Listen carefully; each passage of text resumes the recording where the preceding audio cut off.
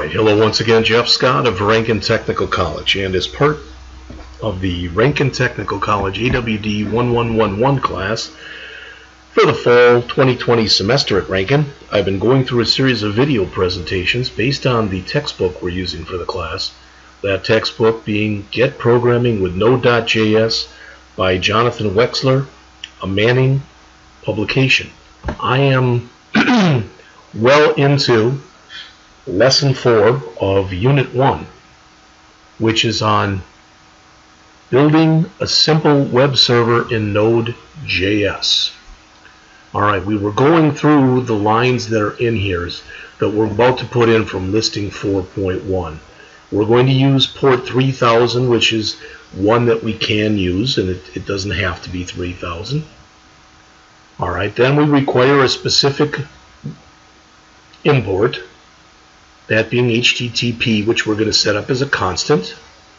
We're also going to require the HTTP -codes package. Again, rather than saying for a 200 HTTP response, which is okay, it'll basically just give us an okay instead. It'll be more English-like. Next, we use the HTTP variable that we set up right here as a reference to the HTTP module to create our server. We'll do that by calling the module's create server function, and we'll store the resulting server in a variable called app. So what I've just shown you is, or just explained, is line 1, line 2, line 3, and we're starting to get into line 4 right now. But this is actually kind of cool in that when you think about it, that basically what we're doing is we're building a web server in 8 lines of code. Now, it's not going to do a whole heck of a lot right now, but it will do more later. Alright? So again, create server will generate a new instance of HTTP server. That's a built-in Node.js class. With this, as it says, the app is now prepared to both receive HTTP requests and then generate or send back HTTP responses. This is case sensitive, so if you put create server, for example, without a capital S, you'll get an error. Now, the argument in create server, and let's go down to that. Alright, so the argument that's in create server is basically what we have, for lack of better words, let's just say in here. Alright, it's what comes after our fat arrow. In fact, I think this would be alright like this. There we go. Alright.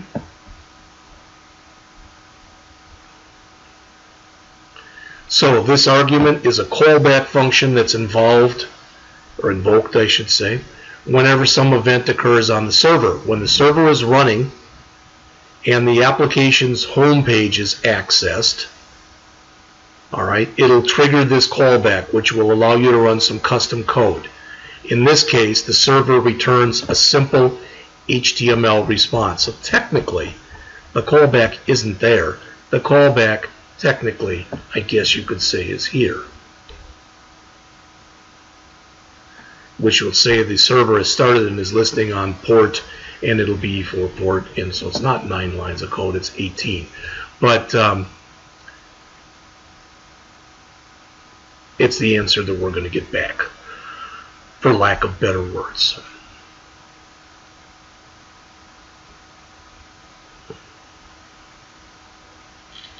Now, we log the request that was received from the client, and we use the response parameter in the callback function to send content back to the user. Notice that we're going to use a write-head method, and the write-head method is going to basically let us know that we, in this case, that we succeeded. Alright, so as it says, these HTTP headers, which get sent along with a message, they contain information that describe the content that's being transferred in either a request or a response. These header fields can contain a lot of different kinds of information. You'll see it as we go on. Here we're returning HTTP status.OK. That, since we required the HTTPS-status-codes, we don't have to use 200 now. We can use OK, which basically in this case is going to mean the same thing. It indicates that the server received a request successfully, and it's going to return content back in the form of HTML. And that's what they talk about in here. I'm not going to read anymore. I don't want to read to you. Right below that line, as mentioned, you're writing a line of HTML in response to the right, and then closing the response with the word end. You must end your response with end to tell the server that's it, you're done writing content. Otherwise, you'll leave the client connection open and the client cannot receive the response. We also log the response at this point so we can see that the message was sent from the server itself. Finally, as it says, the last line that's in there takes the server instance and runs the listen method to indicate that it's ready. Right in there. So we'll get some information back, in other words. So let's do this. All right. Let's go into here. In fact, not there. Let's go into here, and we're in main.js, so let's start putting in our code. Const port equals 3000.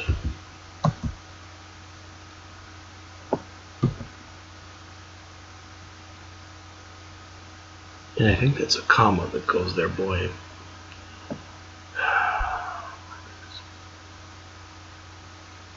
It is.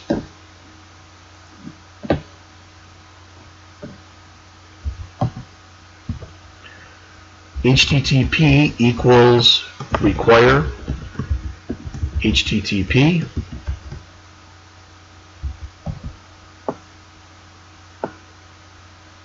HTTP status equals require HTTP dash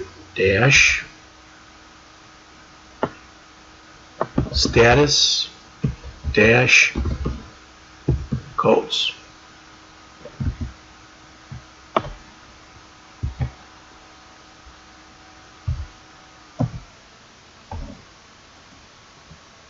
Should be in double quotes, that's why I'm getting that error. Okay. App equals http.create server request response fat arrow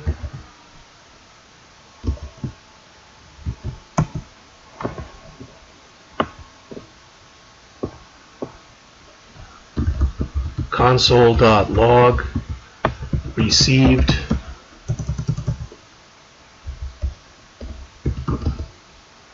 an incoming request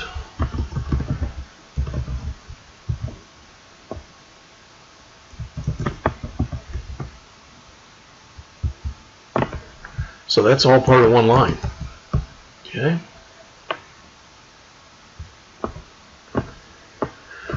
Response dot write head HTTP status dot OK, which is giving us the 200 back.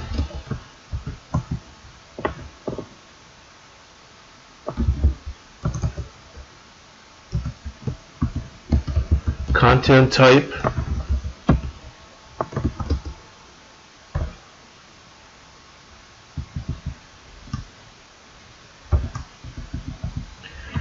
text-html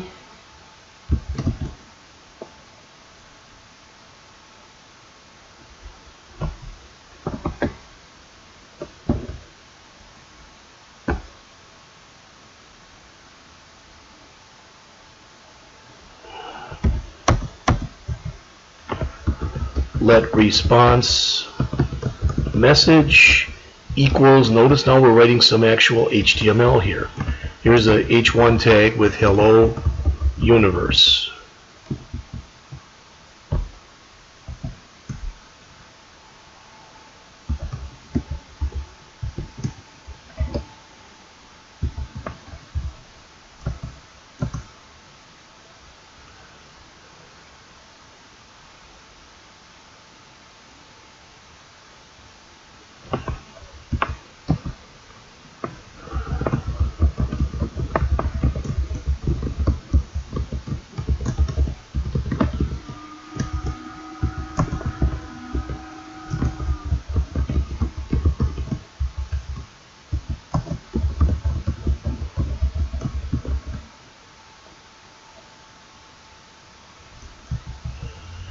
Using the literal here.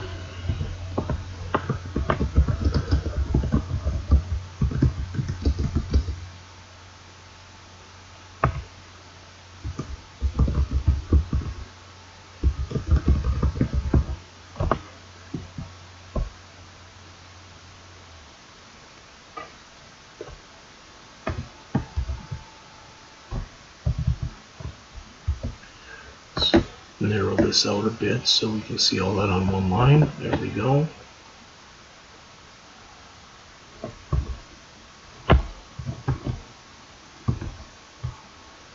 Okay.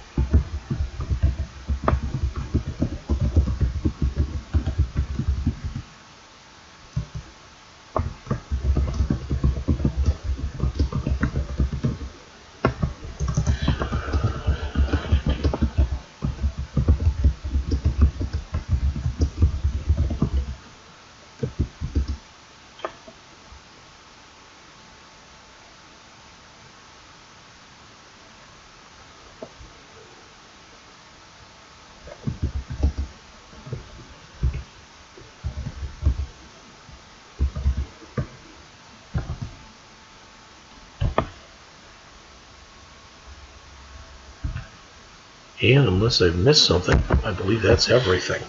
Now, I could very easily, because the way I type, have made a mistake in here, but that's not a bad thing.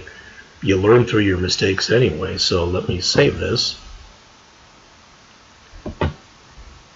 And the author mentions here the response object used by Node.js and carried throughout the app as a way to pass information about the current transaction. Some methods allow you to add data or remove data, such as write head and write.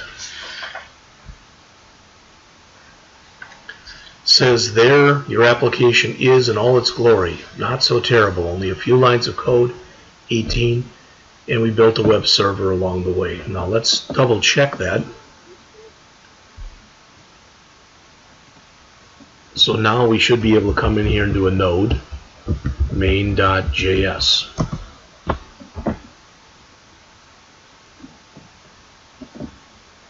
Well, notice I've already made one mistake, so I'll just keep going back and hopefully at least fixing my mistakes as I go through here. There, but here. Should have been dash codes.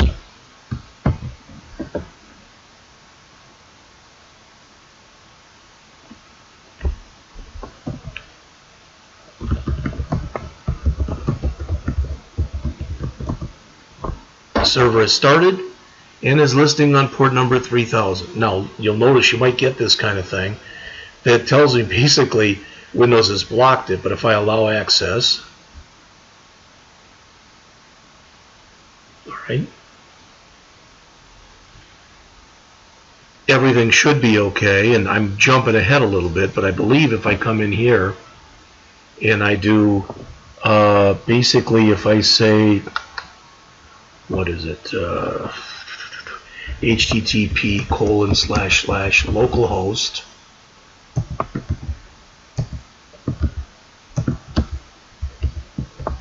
and we're running on port 3000.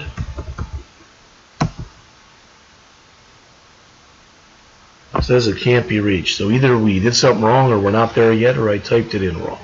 Still not a problem. We're going to get there in just a moment. See that the server has started and is running. So that's a great start. All right, let's jump back into our book then. Again, if you don't specify a port number, one will be chosen randomly for you. All right. Part of what makes Node.js so fast and efficient is its use of callbacks. Callbacks are not new to JavaScript, but they're used all over the place in Node.js. All right, so probably so far the most important page in the book is page 46, which is the one this is on. So a callback is an anonymous function. I did introduce you in AWD1111 to anonymous functions. An anonymous function is an unnamed function. As it says there, it's set up to be invoked as soon as another function completes its job. The benefit of using callbacks, you don't have to wait for the original function to complete processing before running other code. And again, the Node.js scheduling system will handle this for you. And the author mentions here, consider virtually depositing a check in your bank account by uploading a picture to your bank's mobile app. A callback is the equivalent of receiving a notification a couple days later that the check was verified and deposited. In the meantime, you are able to go about your normal routine. To me, what that says is my normal routine, for example, might be, okay, what that's saying is I can now spend that money because it has been deposited. All right. In the HTTP example that you see here, the one we just went over, incoming requests from the client are received on a rolling basis, and thereupon pass the request and response as JavaScript objects to a callback function. That's what they're showing in the picture. It's on the bottom part of page 46 in your book. All right. Notice multiple clients may make a series of requests to the server. The key point is number 2 here. As these requests are received, they're processed asynchronously. So you can kind of look at it that the system is saying, okay, I'm going to start to process this one. Oh, I've got a little bit of time. Then I'm going to start the next one. Oh, I got a little bit more time. Then I'm going to start the next one, type of thing. So the server takes time to process each individual request, and a callback may signal when one of these requests are ready. Responses may not be returned in the order they were received. It depends on what it is you're doing and how long it takes, etc. Clients will receive their responses in time relative to the request response time.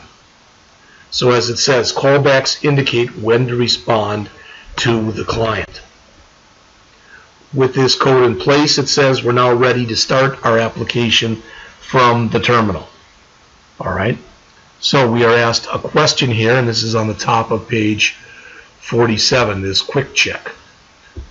Why should you use const instead of var? Well, the main reason is you are not planning on changing this. All right. It says it's become convention to mark these objects as constants, not as potentially reassignable variables. All right, so our last step in the chapter they mentioned is an easy one. All right, it says we should go to node main, then we should open any browser to localhost 3000. Well, I'm just going to try it like that. Maybe I put too much in last time. I don't know. Oh, I put localhost 30,000 instead of 3,000. Well, still didn't like it, so this should still be, oh, it stopped running. All right, so there it's running. Now I'm going to come in here, and I'm going to, let's just try to refresh.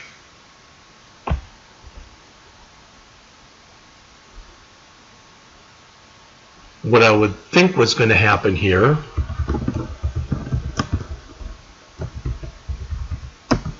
is that we'd get a message up that would say, "Hello Universe." Okay? Yeah. The browser window should greet you.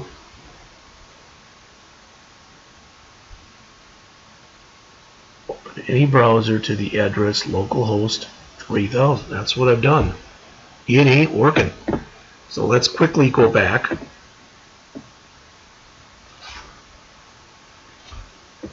In fact, I'm going to pause for a moment and take a look and see if I can figure out what the problem was. Alright, I should show you this. If you notice, I put HTTP status instead of status. Okay, that looks a little better. HTTP status codes, that looks fine.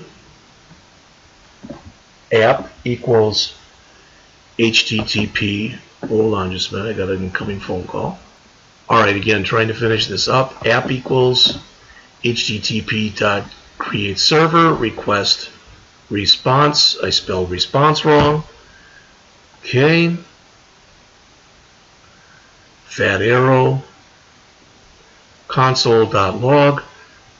Received an incoming request. There's that. Response.writehead. That should be a lowercase r. Boy, oh boy. So response.writehead http status.ok, content type text HTML, and that good. Let response message equals h1 tag hello universe, good. Response message dot write response message dot, and what did I get ends with? Dot end. Console.log sent a response, got a response message. Finally, we've got our app.listen port. Console.log, the server has started and is listening on port number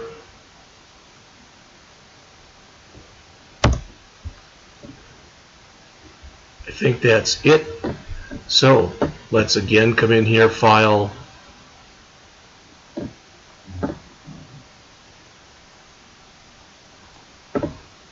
let's do a file save all. Let's minimize this and go back into here. Let's exit. That's not what I wanted to do. I just wanted to clear, but that's okay. Alrighty. So node main dot, oh, push me back out too. CD to Lesson04. Node main.js. Server is started and is running on port 3000, which is what we wanted to see. Let's just try a brand new. So localhost :3000, hit enter. Site can't be reached, which says to me I still have an error in my code someplace, because it should be coming up with hello user. I'm going to look for that, but before I do, let's finish up the chapter. Then I will come back and show you what my error was. Okay, we talked about all this stuff.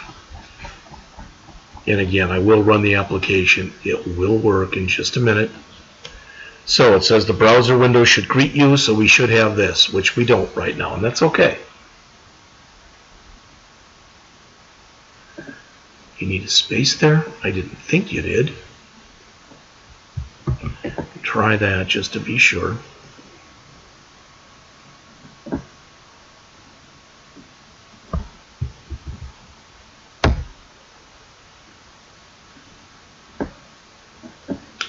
No, I know there shouldn't be a space in there, but there's still something hosed on there, but we'll fix it.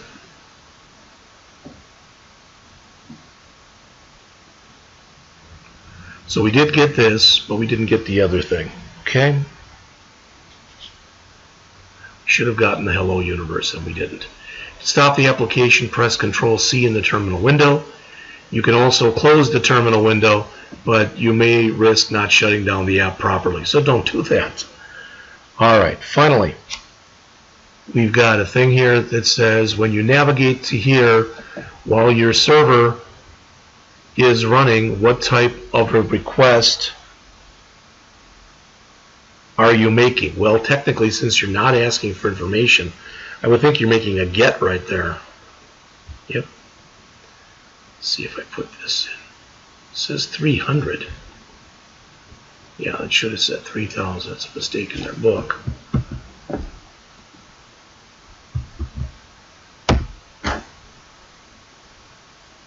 See, I'm still getting an error, so I'm going to have to check. A little frustrating. So, as mentioned here in this lesson, we learned that Node.js has built-in functionality that allows us to create a web server. We went through all the steps to do so, and through terminal, we wanted to be able to run our server, but we had a problem, so I'm going to try to fix that and then come back to you. For the try it, you create your own JSON package from scratch. It says don't use npm init, see what you can figure out by yourself. So before I come back and go into lesson 5, handling that data, I want to go back up one more time.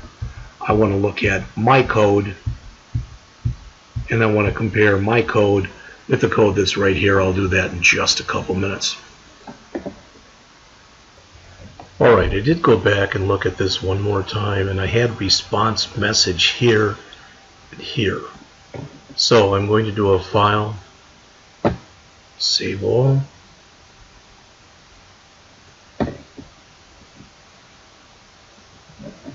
And take this, and I'm going to go back to here, and I'm going to try another localhost 3000.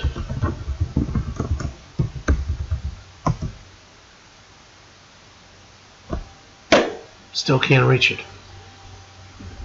Shouldn't, that's all I should have to type in, not http ://localhost :3000/. Yeah, see, I'm not. Well, I wish I knew what the problem was. I'll keep trying to investigate that and see if I can figure out what the problem is. As of right now, I really and truly don't know what the problem is. Unless when I ran this, I was going to say maybe I was kicked off, so let's try that again. Okay, it started and it's listing on port 3000. So http ://. Now you try the. Let's just try the localhost :3000. Hello universe. That was the problem, was that I just had a couple typos. Great. Okay, see you in the next lesson.